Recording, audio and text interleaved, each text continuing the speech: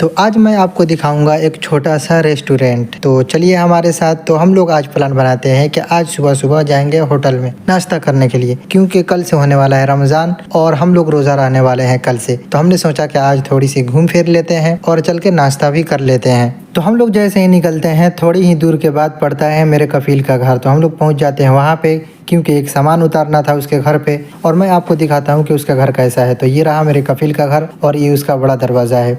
और कभी कभी जब हम लोग बाहर जाते हैं तो यही घर हमारे लिए मुसीबत बन जाती है, क्योंकि कपिल यहीं पे खड़ा रहता है तो फिर पूछ देता है कि किधर जा रहे हो।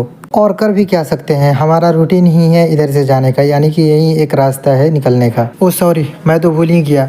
हम लोग जैसे घर से निकले तो फगुनिया हमारे रास्ते में खड़ी हो गई और बोलती है कि हम भी चलेंगे तुम्हारे साथ। लेकिन मैं क्या कर सकता हूँ, अगर मैंने उसको गाड़ी में बिठा दिया तो फिर इधर उधर कूदना फानना शुरू कर देगी। फिर हम लोग अपना रास्ता कंटिन्यू करते हैं। कुछ दूर पे मैंने देखा कि ऊँट का रेस हो रहा था। आप देख सकते हैं कि काफ़ी दूर ऊँट दौड़ रहे हैं, जिससे तेज़ हमारा गाड़ी दौड़ रहा है।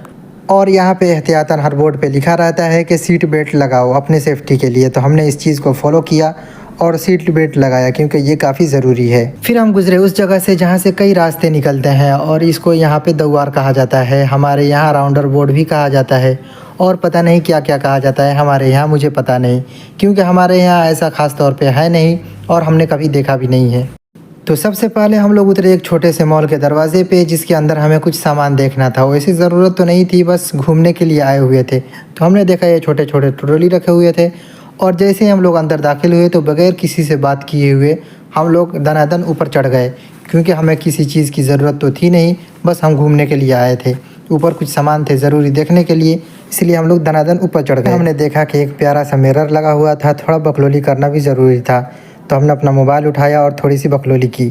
तो जैसे ही हम लोग अंदर एंटर हुए तो हमने देखा कि बच्चों के खिलौने और साइकिल रखे हुए थे। दिल कर रहा था कि उस पर बैठ के थोड़ा सा घूम लूँ इसी के अंदर, लेकिन क्या कर सकते हैं, हम लोग बड़े हो गए हैं और वो कर नहीं सकते। अगर टूट गया तो फिर फ़ाइन भी आ जाएगा।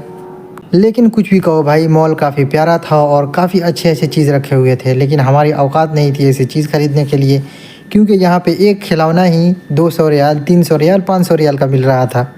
फिर क्या था, जब हमें कुछ लेना ही नहीं था तो हम लोगों ने उस मॉल को बाय बाय किया और वहाँ से निकल लिए। और निकलने के बाद हमने इरादा लिया कि हम लोग कहीं और चलते हैं, किसी और दुकान के अंदर। तो अभी चलते हैं हम किसी और दुकान के अंदर, बने रहिए हमारे साथ, मैं दिखाता हूँ कोई और दुकान।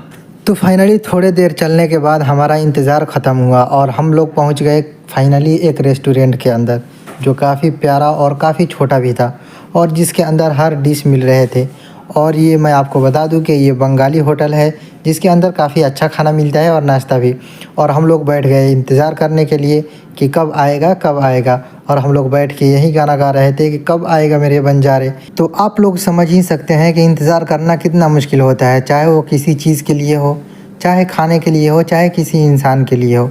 तो हम लोग बैठ कर इंतज़ार कर रहे थे और हमारी आंखें उन चीज़ों को भी देख रही थी जिन्हें नहीं देखना चाहिए था, जो हमें खाना ही नहीं था। तो आप देख सकते हैं कि हमारे बगल में बहुत सारी डिशेस और चीज़ें रखी हुई थी और हमारी आंखें बार बार उस रेस्टोरेंट की किचन की ओर जा रहा था कि भाई कब आएगा। जैसे एक हबीब अपने महबूब के इंतज़ार में बैठा रहता है, वैसे हम लोग नाश्ते के इंतज़ार में बैठे हुए थे।